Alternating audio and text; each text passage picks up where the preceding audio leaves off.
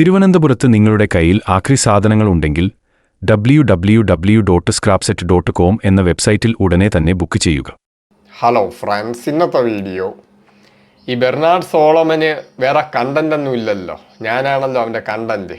ഞാൻ ഉണ്ണുന്നോ ഉറങ്ങുന്നോ തൂറുന്നോ എന്നൊക്കെ നോക്കി നടക്കുകയാണല്ലോ. അത് മാത്രമല്ല, എൻ്റെ ചാനൽ അവിടെ ഉണ്ടോ ഇല്ലയോ, ചാനലില്ലെങ്കിൽ അതും കണ്ടന്റ്. ഒന്ന് ആലോചിച്ച് നോക്കണം. അതായത് എന്നെ പക്ഷേ അത് തുറന്ന് പറഞ്ഞു കേട്ടാ. മറ്റേ എന്താണ് പേര്, മറ്റേ അരിയണ്ണൻ എന്ന് പറയുന്ന ആളുണ്ടല്ലോ, പേര് മറന്നുപോയി, മറ്റേ സീക്രട്ട് ഏജന്റ്. അതുപോലെ മറ്റേ നമ്മുടെ കമൻറ്റ് ബോക്സിൽ ഒരാൾ അയച്ചല്ലോ, പാലണ്ണൻ. അതായത് എന്നെ വെച്ച് കണ്ടന്റ് ഉണ്ടാക്കി വീട്ടിൽ പാലും പത്രവും വരുത്താണെന്ന്, പാവം, അതുകൊണ്ട് ചെയ്തോട്ട്. അപ്പോൾ ഈ ചോളമൻ വാ തുറന്നാൽ മണ്ടത്തരമാണെന്നാ പറയുന്നത്. അതുപോലെ ഞാൻ റിപ്ലൈ കൊടുക്കാൻ വിട്ടുപോയ ഒരു റീലുണ്ട്, കുറച്ച് നാളായ റീലാണ്. അതായത് ഈ വെജിറ്റേറിയൻ നോൺ വെജിനെ കുറിച്ചാണ്. അപ്പോൾ അത് ഞാൻ ഈ ഷാജിപ്പാപ്പനുണ്ടല്ലോ, മറ്റേ ഇറച്ചി മാത്രം തിന്ന് ജീവിക്കേണ്ട ജീവി എന്ന് പറയും, ഫൈബർ വേണ്ടെന്ന് പറയുന്ന ആ ഷാജിപ്പാപ്പനെ ഇങ്ങനെ പ്രചരിപ്പിക്കുമ്പോൾ അതിനെതിരായിട്ട് ഞാൻ ചെയ്തൊരു വീഡിയോ ആണ്. അപ്പോൾ അതിൻ്റെ എക്സ്പ്ലനേഷനാണ് എന്തുകൊണ്ട് ഞാൻ പൂർണ്ണമായിട്ട് ഇങ്ങനെ ഞാൻ ഈ വീഡിയോയിൽ പറഞ്ഞ പോലെയാണ് ചെയ്യുന്നത്. സോളമൻ പറഞ്ഞ ശുദ്ധ മണ്ടത്തരം എന്നാണ് ഇന്നത്തെ വീഡിയോയിൽ പറയാൻ പോകുന്നത്. അപ്പോൾ ആദ്യം ആ റീൽ ഞാൻ പ്ലേ ചെയ്ത് കാണിക്കാം. എല്ലാവരും വലിയ കൺഫ്യൂഷനിലാണ്. അതായത് നമ്മളിപ്പോൾ സോഷ്യൽ മീഡിയ കയറി കഴിഞ്ഞാൽ ഒരു കൂട്ടർ പറയും അത് ഇറച്ചി മാത്രം നിന്ന് ജീവിക്കുന്നതാണ് നല്ലത്, കീറ്റോ ഡയറ്റ് കണക്ക്. വേറൊരു ഗ്രൂപ്പ് പറയും അത് വെജിറ്റേറിയൻ ആണ് നല്ലത്, വേറൊരു ഗ്രൂപ്പ് പറയും വെഗാൻ ആണ് നല്ലത്. അപ്പോൾ ആളുകൾക്കെല്ലാം കൺഫ്യൂഷനാണ്, ആര് പറയുന്നത് വിശ്വസിക്കും, അല്ലെങ്കിൽ എങ്ങനെയാണ് ഒരു ഹെൽത്തി ആയിട്ടുള്ള ഡയറ്റ് എന്താണ്, ഇത് നമുക്ക് എവിടെ നിന്ന് കിട്ടും. അപ്പോൾ ഇവിടെ ഇപ്പോൾ ഡയലോഗ് അടിക്കുന്നവന്മാർ മൊത്തം ഉടനെ ഓടും. സായിപ്പിന്റെ സ്റ്റഡി നോക്കാൻ, സായിപ്പ് പറയുന്നത് ഇവിടെ കാണാതെ പഠിച്ച് പറയും. എൻ്റെ ഒരു രീതി അതല്ല, എൻ്റെ രീതി നേരിട്ട് നേച്ചറിൽ നിന്ന് പഠിക്കുക എന്നുള്ള രീതിയാണ്. എൻ്റെ ഇത്രയും വർഷത്തെ എക്സ്പീരിയൻസിൽ നിന്ന് ഞാൻ മറ്റ് ജീവികളെ എന്നൊക്കെ പഠിക്കുക. അപ്പോൾ നമ്മളുമായിട്ട് ഏറ്റവും കൂടുതൽ DNA ഷെയർ ചെയ്യുന്ന ചിമ്പാൻസി ആണല്ലോ.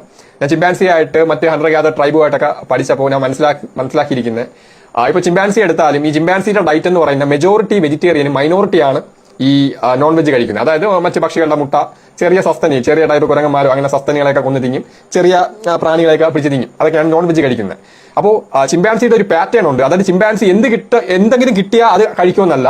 അതായത് മെജോറിറ്റി വെറുതെ ഇല്ല, നീ കുരങ്ങിനെ പോലെ ഇരിക്കണം. ഓക്കെ, ഇവ എന്താ കക്കൂസിനകത്തിരുന്നാണോ വീഡിയോ ചെയ്യുന്നത്? സാധാരണ കക്കൂസി ഇരിക്കുമ്പോഴാണ് കക്കൂസിനകത്തിരുന്നാണ് അവ ഇതിന് റിയാക്ഷൻ ഉണ്ടാക്കുന്നത്. സൗണ്ട് തന്നെ ഒരു എക്കോ അടിക്കൂല കക്കൂസിനകത്തിരിക്കുമ്പോൾ, ആ സൗണ്ടാണ് വരുന്നത്. രണ്ടാമത്തെ കാര്യം കുരങ്ങനാന്ന്. കണ്ണാടി ഇല്ലേ കക്കൂസിനകത്ത്, സാധാരണ കണ്ണാടി കാണുമല്ലോ, അതിനകത്ത് നോക്കി പറഞ്ഞാൽ മതി. ഈ പുല്ലും വൈക്കോലും ഒക്കെ തിന്നിട്ടാ, നീ കുറച്ച് മാംസാഹാരങ്ങളൊക്കെ കഴിക്കണം. ആ വീഡിയോ അവൻ ശരിക്കും കണ്ട. ഞാൻ അതിൽ പ്യുവർ വെജിനെ പ്രൊമോട്ടൊന്നും ചെയ്യുന്നില്ല, പുല്ലും വയ്ക്കോലും കഴിക്കാതെ മാംസാഹാരം കഴിക്കാൻ. അതായത് ഞാൻ ഡീപ്പായിട്ട് പറഞ്ഞു തരാം. അതായത് മറ്റുള്ളവരെ പോലെയല്ല, ഒരു വിഷയത്തെക്കുറിച്ച് അതിൻ്റെ അങ്ങേയറ്റം പോയി പഠിക്കുന്ന ആളാണ് ഞാൻ. അല്ലാതെ കീറ്റോ ഡയറ്റ് മാത്രം തിങ്ങാം, കാർബ് മോശമെന്ന് അങ്ങ് പറയുമ്പോൾ അതങ്ങ് കണ്ണുടച്ച് ഫോളോ ചെയ്യുന്നതല്ല, എല്ലാ സൈഡും പഠിക്കും, 360 ഡിഗ്രി അനലൈസ് ചെയ്യും. മനസ്സിലായ ബാക്കി കേൾക്കട്ടെ. ഓ, ഇറച്ചി തിന്നാലേ മസിൽ ഉണ്ടാവുള്ളൂ. ഞാനിപ്പോൾ മാസങ്ങളായിട്ട് വെജിറ്റേറിയൻ ആണ്. ഞാൻ തിങ്ങുന്നത് എഗ്ഗും ഫിഷും മാത്രമേ ഉള്ളൂ. അതൊഴിച്ചാൽ ബാക്കി ഫിഷ് പോലും ചെറിയ ഫിഷ്, മത്തി കിട്ടുമെങ്കിൽ മത്തിയെ യൂസ് ചെയ്യുള്ളൂ മാക്സിമം. അപ്പോൾ ചെറിയ മീനും ഫിഷും മറ്റേ എഗ്ഗ് മാത്രമേ യൂസ് ചെയ്യുള്ളൂ. ബാക്കി മൊത്തം വെജാണ്. എന്താ ഈ ഉരുണ്ടിരിക്കുന്ന മസിലല്ലാതെ ഇതാണ്. പക്ഷെ ഞാൻ ചീർത്തിരിക്കത്തില്ല, എല്ലാം വിശദമായിട്ട് പറഞ്ഞു തരാം.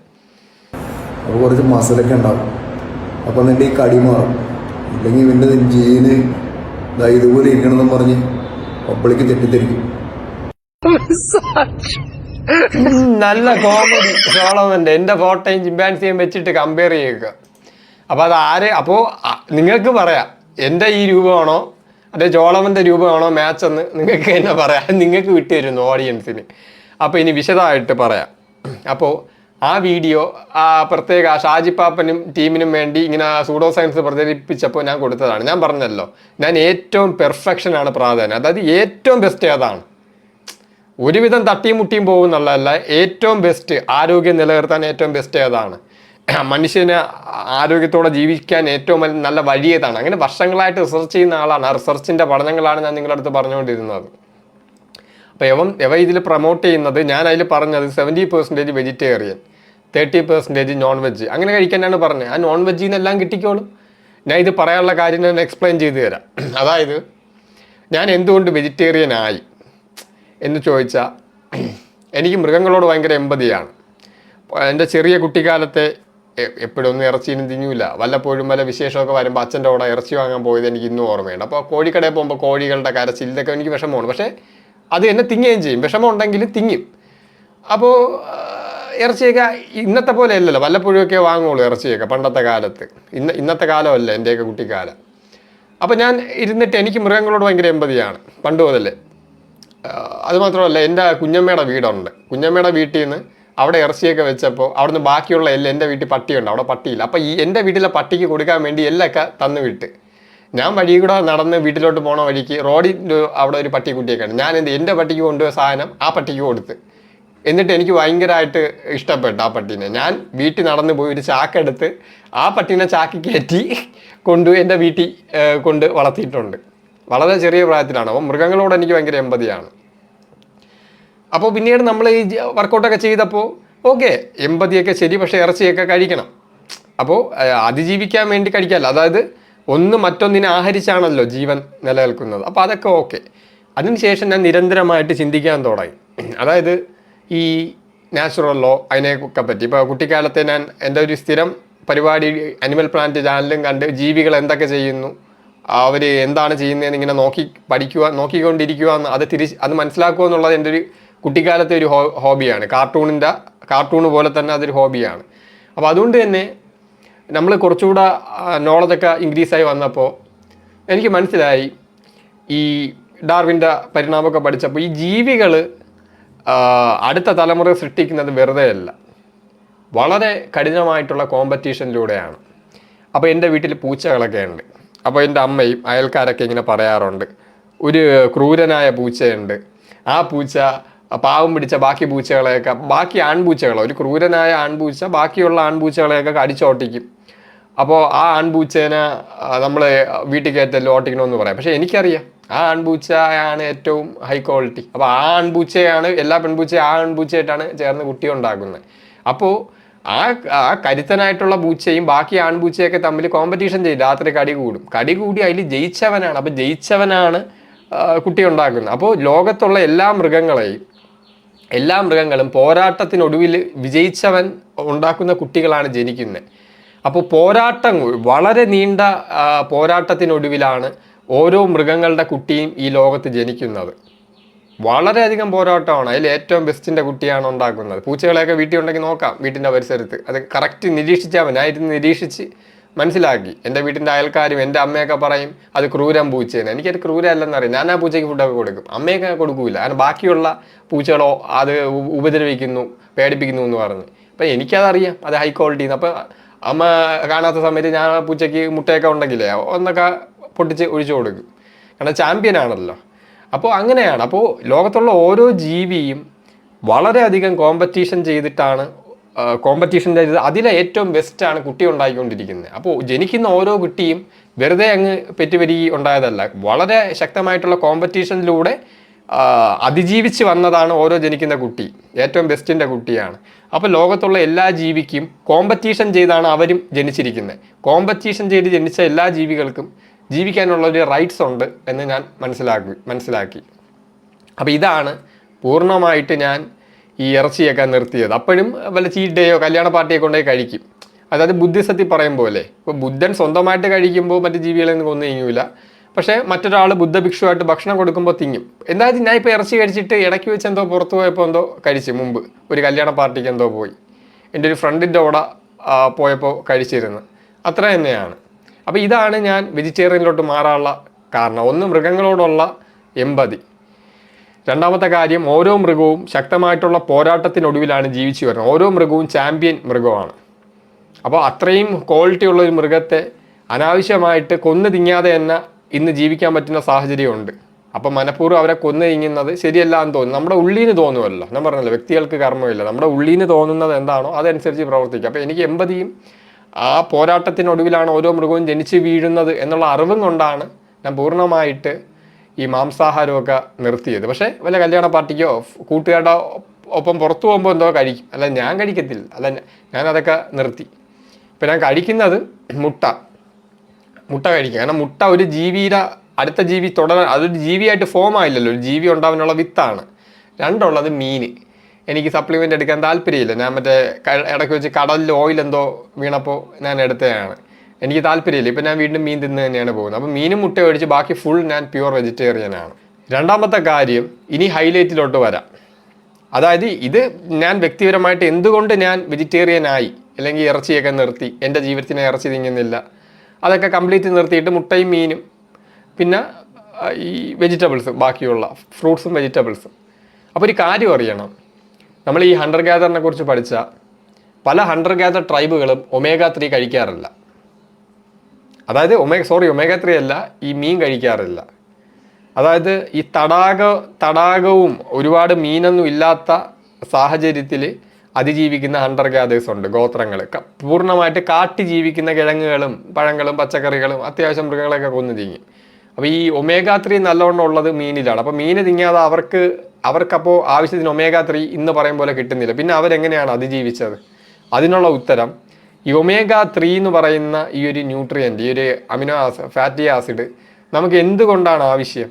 ഈ omega-3 എന്ന് പറയുന്നത് ഒരു ആൻറ്റി ഇൻഫ്ലമേറ്ററി എഫക്റ്റ് നൽകുന്ന ഒരു ന്യൂട്രിയൻ്റ് ആണ്. അതായത് omega-6 omega-3 ഉണ്ട്. ഇതിനെ രണ്ടിൻ്റെയും ഒരു ബാലൻസ് നിർത്താൻ വേണ്ടിയുള്ളതാണ് omega-3. അല്ല, ഇതിന് പ്രത്യേകിച്ച് വേറെ റോളൊന്നുമില്ല. അങ്ങനെ ഉണ്ടെങ്കിൽ മീൻ തിങ്ങാതെ ജീവിച്ചിരിക്കുന്ന ഹണ്ടർ ഗ്യാദറൊക്കെ വംശനാശം വന്ന് പോയാൽ omega-3 കിട്ടാതെ. അപ്പോൾ omega-3 സീഡ്സിലൊക്കെ ഉണ്ട്. മറ്റേ ഫ്ലാക്സ് സീഡ്, ജിയ സീഡ് എന്നൊക്കെ പറയുമല്ലോ, അതിലൊക്കെ വളരെ തുച്ഛമായിട്ടുണ്ട്. അപ്പോൾ ഹണ്ടർ ഗ്യാദറിന് അങ്ങനെയൊക്കെ കിട്ടും. ഇപ്പോൾ ഹഡ്സ ട്രൈബിന് ഒരു പ്രത്യേക പഴമോ അങ്ങനെയൊക്കെ എന്തോ അതിൽ നിന്നൊക്കെ കിട്ടും ചെറിയ രീതിയിൽ, ആ ഫ്രൂട്ട്സിനും വെജിറ്റബിൾസൊക്കെ. അത് ALA ആണ്. ഈ മീനിലൊക്കെ ഉള്ള പോലെ EPA DHAയും ഭയങ്കര ഹൈ ഇൻടേക്കായിട്ട് കിട്ടത്തില്ല, ഡയറക്റ്റായിട്ട് കിട്ടത്തില്ല, ALA ആയിട്ട് കൺവെർട്ട് ചെയ്ത് കിട്ടും ഈ സീഡ്സിലുള്ളത്. അപ്പോൾ ഹണ്ടർ ഗ്യാദറിൽ ഇന്ന് നമ്മൾ ജീവിക്കും പോലെ omega-6 അടങ്ങിയ ഭക്ഷണങ്ങൾ ഹണ്ടർ ഗ്യാദറിൻ്റെ ഡയറ്റിൽ ഇല്ലായിരുന്നു. omega-6 ഉണ്ടെങ്കിലും അത് കുറവായിരുന്നു. അപ്പോൾ omega-6 കുറച്ചുണ്ടെങ്കിൽ omega-6 ഇൻഫ്ലമേഷൻ ഉണ്ടാക്കും. നമ്മുടെ ശരീരത്തിന് ആവശ്യത്തിന് ഇൻഫ്ലമേഷൻ വേണം. അതാണ് omega-6ൻ്റെ ദൗത്യം. omega-3 എന്ന് പറയുന്ന ഇൻഫ്ലമേഷനെ അടിച്ചമർത്താനുള്ള ഒരു ആൻറ്റി ന്യൂട്രിയൻ്റ് ആണ്.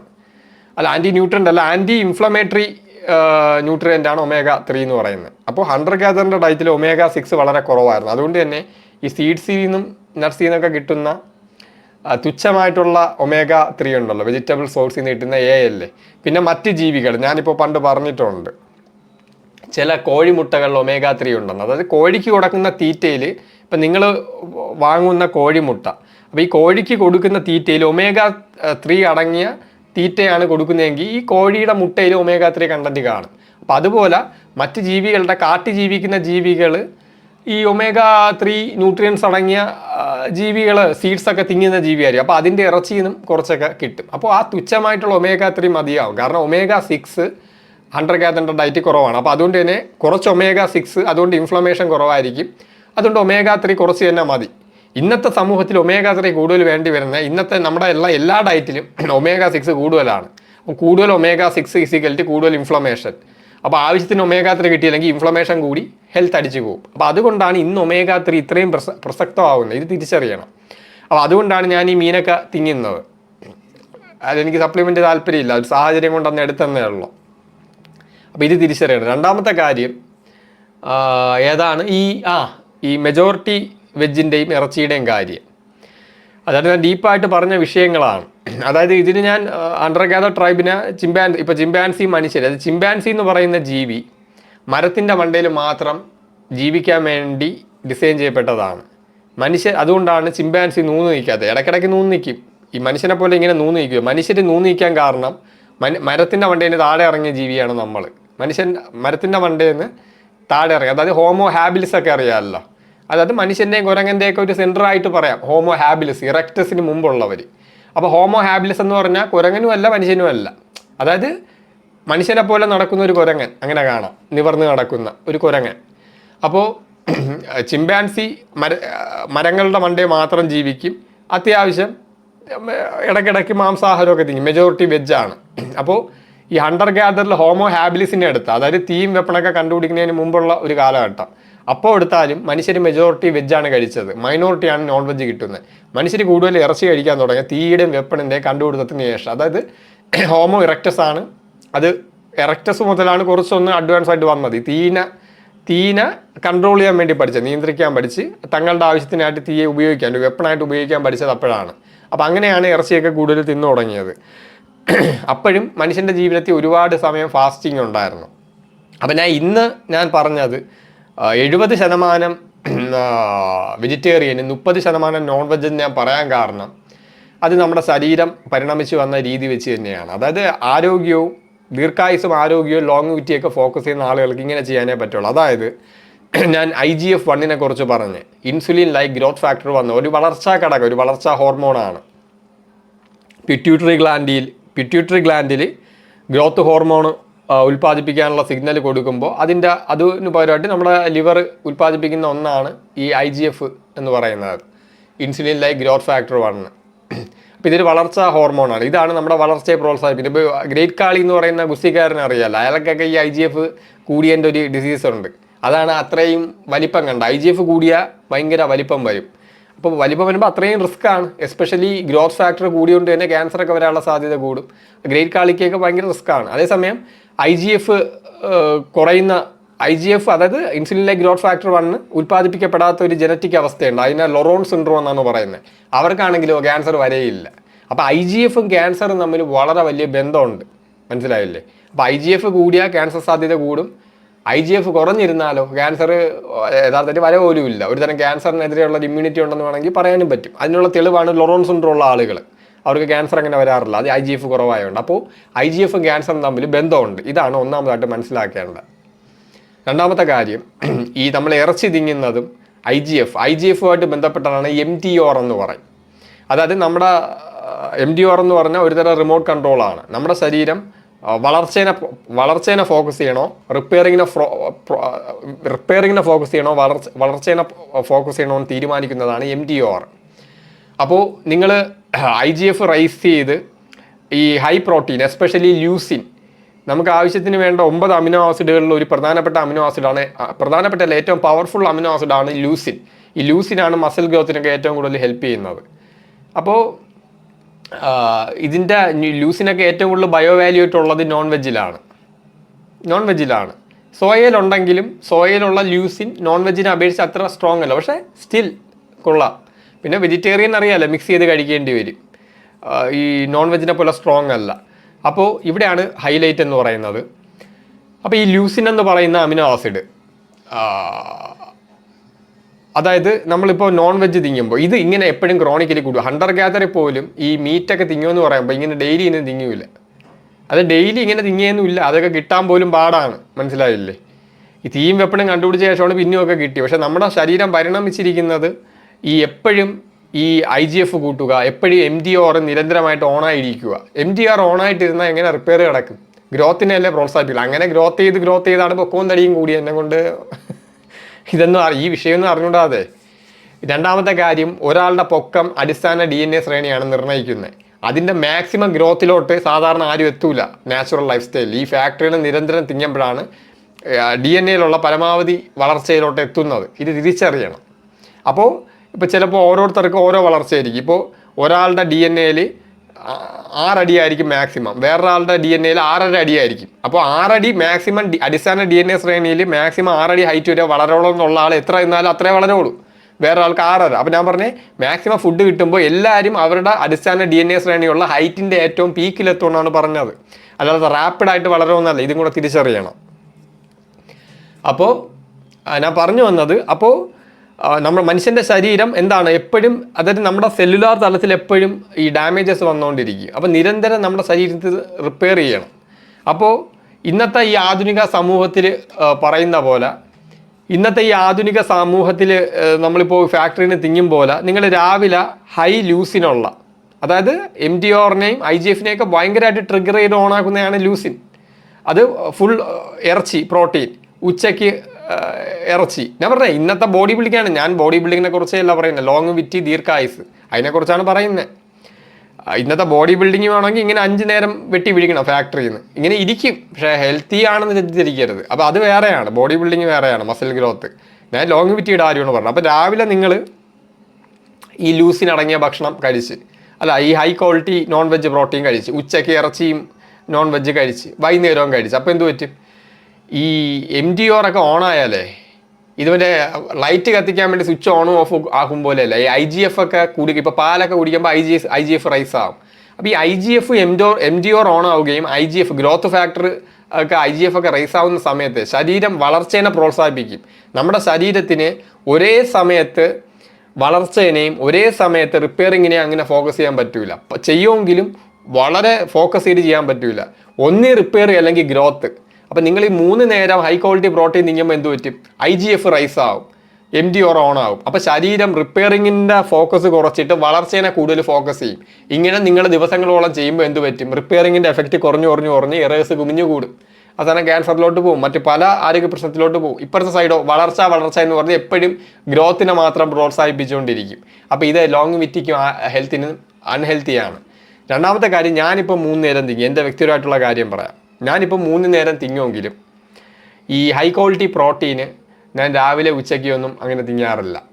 അത് തിരിച്ചറിയണം. ഞാൻ ഈ വൈകിട്ട് മാത്രമേ കഴിക്കാറുള്ളൂ, അല്ലെങ്കിൽ ഉച്ചയ്ക്ക് ഏതെങ്കിലും ഒരു നേരെ കഴിക്കാറുള്ളൂ. അതെന്താണെന്ന് അറിയാം. അല്ലെങ്കിൽ 2 നേരം, ചില സമയത്ത് 2 നേരം. അത് വർക്കൗട്ട് ഹെവി ആവുന്ന സമയത്ത്. ഇന്നിപ്പോൾ ഈ വീഡിയോ എടുത്തിട്ട് എനിക്ക് വർക്കൗട്ട് ചെയ്യാനുണ്ട്. ഒരു ഹെവി ആയിട്ടുള്ള ഒരു 100 റെപ്സ് ചെയ്യാനുണ്ട്, ഹാർഡസ്റ്റ് ആയിട്ടുള്ള. അപ്പോൾ ഞാൻ പറഞ്ഞു വന്നത്, ഇപ്പോൾ കാർബോഹൈഡ്രേറ്റ് കഴിച്ച, അതാണ് ഞാൻ പറഞ്ഞത്, കൂടുതൽ വെജിറ്റേറിയനും, അതാണ് ഞാൻ പറഞ്ഞത്, ഈ ലിഫ്റ്റ് മറ്റേ ബ്ലൂ സോൺ ആൾക്കാരുണ്ടല്ലോ, ലോകത്ത് ഏറ്റവും കൂടുതൽ ദീർഘായുസോടുകൂടി ജീവിക്കുന്ന ആളുകൾ, അവർ കൂടുതൽ വെജിറ്റേറിയനാണ് തിന്നുന്നത്, മൈനോറിറ്റിയാണ് നോൺ വെജ്. അപ്പോൾ കൂടുതൽ വെജിറ്റേറിയൻസ് ആളുകൾ കൂടുതൽ കാലം ജീവിക്കാൻ കാരണം അവരുടെ IGF ഇങ്ങനെ റൈസ് ആവത്തില്ല. IGF കൂടുതൽ വെജ് ഇങ്ങനെ റൈസ് ആവത്തില്ല. അപ്പോൾ MDR അധികമായിട്ട് ഓണായിട്ട് നിൽക്കത്തില്ല. അതായത് ലൂസിൻ എന്ന് പറയുന്ന അമിനോ ആസിഡ്, അത് നോൺ വെജിനാണ് ബയോ വാല്യൂ കൂടുതൽ, സോയയിലും ഉണ്ട്. സോയലൊക്കെ നോൺ വെജിൻ്റെ അത്ര സ്ട്രോങ് അല്ല ഈ ലൂസിൻ്റെ എഫക്റ്റ്. അപ്പോൾ വെജിറ്റേറിയൻസ് ഉള്ള ആളുകൾ കൂടുതൽ വെജിറ്റേറിയൻ ഭക്ഷണം കിട്ടുമ്പോൾ അതിനകത്ത് കൂടുതൽ പ്രോട്ടീന്, കാർബ്, പ്രോട്ടീന്, പിന്നെ നട്ട്സൊക്കെ തിങ്ങുകയാണെങ്കിൽ ഫാറ്റ്, കാർബ്. ഈ ലൂസിൻ ഈ നോൺ വെജിന് അത്ര ബയോ വാല്യൂ ഇല്ല. അപ്പോൾ എന്ത് പറ്റി? ഈ IGFഉം അതുപോലെ തന്നെയാണ് MDRഉം അങ്ങനെ ട്രിഗറായിട്ട് ഓണായിട്ട് നിൽക്കത്തില്ല. അപ്പോൾ ശരീരം വെജ് തിന്നുന്ന ആളുകൾക്ക് കൂടുതൽ ഇത്രയും ഹൈ അമിനോ ആസിഡ് പ്രൊഫൈൽ ഒന്നിച്ച് കിട്ടി ഗ്രോത്ത് മോഡിലോട്ട് പോകാതെ ശരീരം കൂടുതൽ റിപ്പയറിംഗ് മോഡിൽ ഫോക്കസ് ചെയ്യും. അപ്പോൾ അത് ഈ ബ്ലൂ സോൺ ആളുകൾക്ക് വലിയൊരു അഡ്വാൻറ്റേജ് ആണ്. അപ്പോൾ ഞാൻ കാർബ് രാവിലെ കഴിക്കുന്നത് കാർബായിരിക്കും, കാർബ് മാത്രം. കാർബ് അതിൻ്റെ കൂടെ വിറ്റാമിൻസ് മിനറൽസ് കിട്ടാൻ വെജിറ്റബിൾസോ ഫ്രൂട്ട്സോ എന്തെങ്കിലും. ഉച്ചയ്ക്കും അങ്ങനെ ആയിരിക്കും, വൈകുന്നേരം മാത്രമേ തിന്നുള്ളൂ. ഇങ്ങനെ ചെയ്യുമ്പോൾ എന്ത് പറ്റും? അതായത് എൻ്റെ ഗ്ലൂക്കോസ് ഇൻസുലിൻ നമുക്ക് മസിൽ ഗ്രോത്തിന് ആവശ്യമുണ്ട്, ഇൻസുലിൻ സ്പൈക്ക് വേണം. ഞാൻ ഓവർ ബൾക്കിങ്ങിലോട്ട് പോകണില്ല.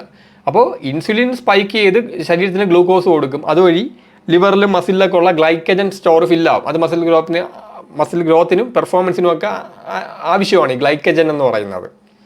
അപ്പോൾ ഞാൻ ചെയ്യുന്നത് രാവിലെ ഉച്ചയ്ക്കും കാർബ് കഴിക്കും, കാർബ് മാത്രം. അപ്പോൾ എന്ത് പറ്റും?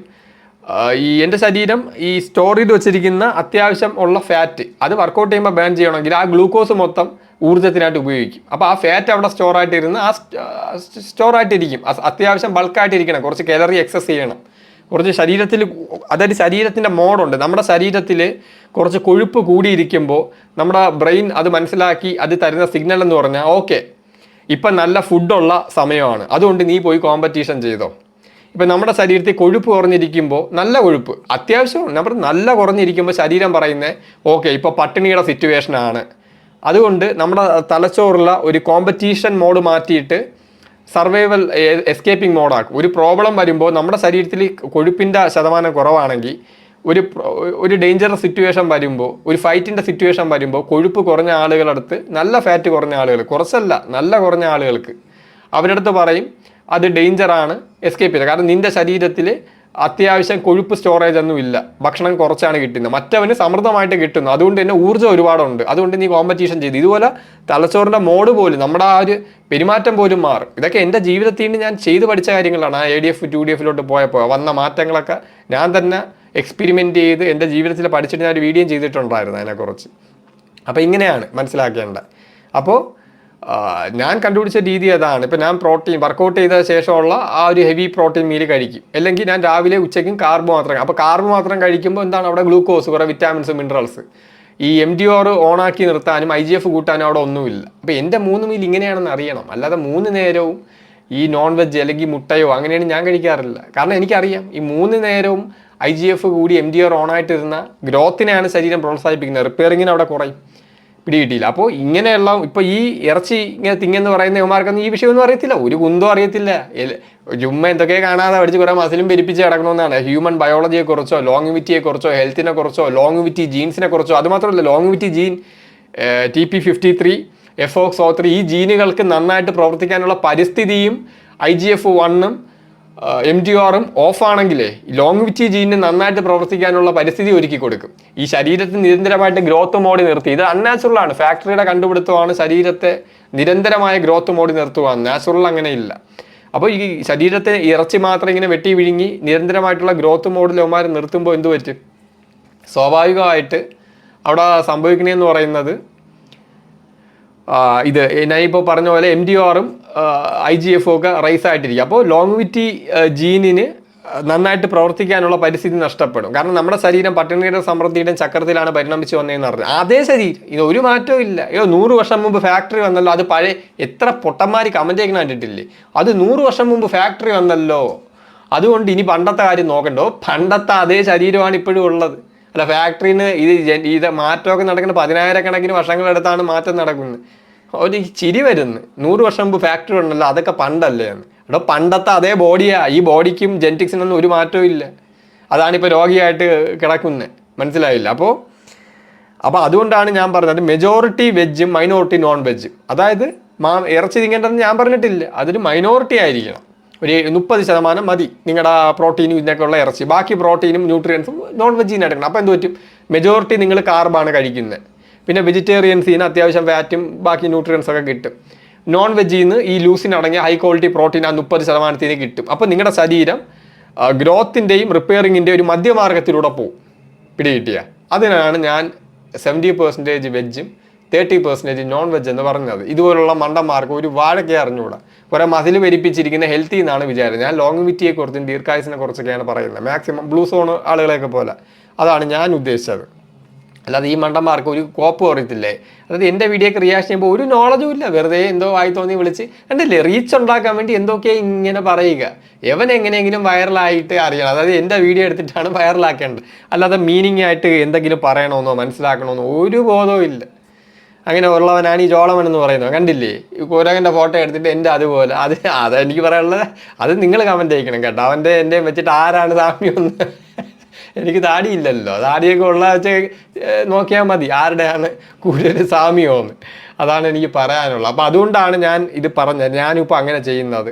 ഇപ്പോൾ എക്സാമ്പിൾ, നിങ്ങൾക്ക് മസിൽ ഗ്രോത്ത് ആണ് മുഖ്യം, ലോങ്വിറ്റി ദീർഘായുസ്, നിങ്ങളുടെ സെല്ലുലാർ തലത്തിൽ മാക്സിമം റിപ്പയറിങ് നടക്കണം, അങ്ങനെയൊന്നും ഇല്ലെങ്കിൽ 5 നേരം നിന്നോ, എനിക്ക് പ്രശ്നമൊന്നുമില്ല. മസിൽ ചീർത്തി വരും, മറ്റേ സൈഡിൽ എല്ലാത്തിനും കുറച്ചുകൂടെ കഴിയുമ്പോൾ തീരുമാനമാവുകയും ചെയ്യും. അതേസമയം ദീർഘായുസ്, നിങ്ങളുടെ ശരീരം എങ്ങനെയാണോ പരിണമിച്ചു വന്നത് അതേ രീതിയിൽ മധ്യമാർഗത്തിൽ ഇത് കൊണ്ടുപോകണമെങ്കിൽ ഞാൻ ഈ പറഞ്ഞ പോലെ തന്നെ ചെയ്യണം. അതായത് ഈ 70% വെജും 30% നോൺ വെജ്. അല്ലാതെ ഈ നോൺ വെജ് തിന്ന് IGF-ഉം MTR-ഉം ഓണാക്കി നിർത്തിയാൽ ശരീരം വളരും. ഈ മണ്ടന്മാർക്ക് അറിഞ്ഞൂടെ, വളരുന്ന ഭയങ്കര സംഭവം എന്നാണ് വിചാരം. ആ ഫാക്ടറി വന്ന് അടച്ചിട്ട് ഒരു യുദ്ധം വരട്ടെ, ഒരു യുദ്ധം വരുമ്പോൾ അറിയാം, അവിടെ കിടന്ന് ചാവും. ഇപ്പോൾ LPG ക്ഷാമം വന്നപ്പോൾ ഇവന്മാർക്ക് അറിഞ്ഞൂടാ, ഞാൻ പറഞ്ഞില്ലേ, സ്വയം ചിന്തിക്കാനുള്ള ശേഷിയില്ല. ഫാക്ടറിയിൽ നിന്ന് വന്ന് ഫുഡ് കിട്ടിയപ്പോൾ മാക്സിമം തിന്ന് വളരാമെന്ന്. ഫാക്ടറി ഇല്ലെങ്കിൽ വളർന്ന എന്ത് ചെയ്യും? വംശനാശം സംബന്ധം പോവും, വളർന്നവന്മാർ മൊത്തം. ഇത് തിരിച്ചറിയണം. നമ്മൾ എല്ലാ സാഹചര്യത്തിലും അതിജീവിക്കാനുള്ള ശേഷി നേടിയെടുക്കണം. ഈ ഫാക്ടറിയിൽ നിന്ന് ഇപ്പോൾ ഒരു 100 വർഷം കൊണ്ട് കിട്ടിയെന്ന് പറഞ്ഞ് വെട്ടി അടിക്കുകയാണ്. എല്ലാ കാലത്തും ഫാക്ടറി കാണുമെന്ന് പറഞ്ഞാണ് ഇരിക്കുന്നത്. ഈ വെട്ടി അടിച്ച് അവസാനം ഇവന്മാർ പൊക്കവും തടിയും ഇങ്ങനെ കൂടി നിൽക്കും. അവസാനം ഫാക്ടറി ഇല്ലാതെ അവ എങ്ങനെ ജീവിച്ചിരിക്കും? മനുഷ്യ കുലം തന്നെ നശിച്ചു പോവും. അതുകൊണ്ട് പൊക്കം കൂട്ടരുത്. അങ്ങനെ തിന്ന് കൂട്ടട്ടെ, ഞാൻ പറഞ്ഞ എല്ലാവരും കൂട്ടരുത്. എല്ലാവരും കൂട്ടിയാൽ മനുഷ്യരാശി നശിച്ചു പോവും. അത് എന്ത് ജീവിതമാണ്? ഫാക്ടറിയുടെ അവതാരത്തിൽ ജീവിച്ചിരിക്കുന്ന ഒരു ജീവിതം. ഫാക്ടറി ഇല്ലെങ്കിൽ വംശനാശം വന്നു. അങ്ങനെ ചെയ്യരുത്. മീഡിയം റേഞ്ചും ലോയർ റേഞ്ചും എല്ലാവരും വേണം. നാളെ ആദ്യം അതിജീവിക്കുമെന്ന് പറയാൻ പറ്റില്ല എന്ന് പറഞ്ഞുകൊണ്ട് ഞാൻ നിർത്തുകയാണ്. Okay friends. തിരുവനന്തപുരത്ത് നിങ്ങളുടെ കയ്യിൽ ആക്രി സാധനങ്ങൾ ഉണ്ടെങ്കിൽ www.scrapset.com എന്ന വെബ്സൈറ്റിൽ ഉടനെ തന്നെ ബുക്ക് ചെയ്യുക.